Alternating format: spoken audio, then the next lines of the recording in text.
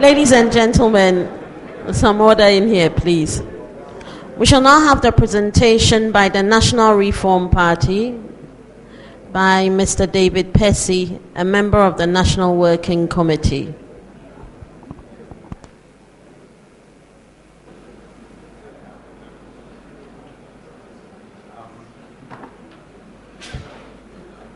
Good morning, the panel, the EC,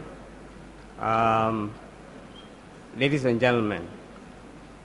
I want to speak to the views of the National Reform Party. You may have heard that we are dead, but we are not.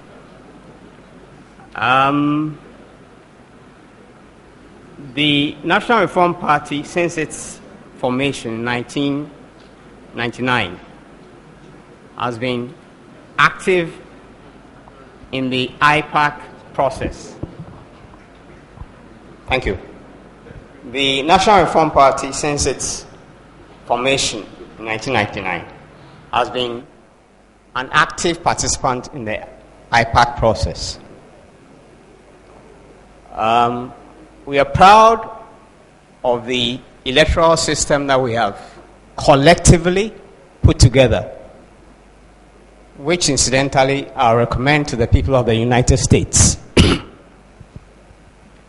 which is robust, which has all the mechanisms in place to address whatever issues, real or imagined, that any parties have with the current electoral rule. And in that we acknowledge the contributions that the MPP has made. I heard that we cannot criticize, but I presume we can praise. We'd like to acknowledge the contributions that the MPP has made in this fight to perfect our system, where we have the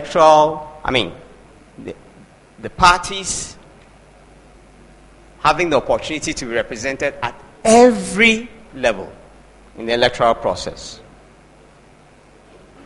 From determining where people appear on the ballot, to the printing of ballot papers, their dispatch, distribution, every process in the electoral scheme. And we are pained to note that until the August the 28th, when the MPP unleashed a series of allegations on us, they had been part of an inclusive, consensual process. They have been part of an inclusive, consensual process. Indeed, their lead presenter and their general secretary were part of those processes.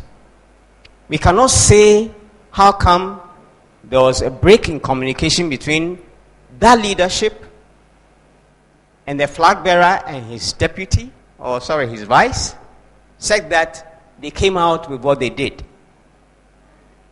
But since then, thanks to our collective pampering, we have managed to create a national crisis out of something that may be entirely the figment of some people's imagination.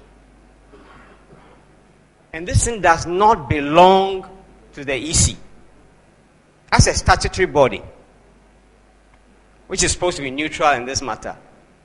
It cannot be the business of the EC to address this kind of mischief. And many people have made references to this 4-year cycle, more or less, where in the run-up to elections, there's a sense of doom and panic. People take their monies out of our country. They send their wives and their children off. They stock up on water. They stock up on food. And if we don't address this, what I'll call the elephant in the room, we'll be back here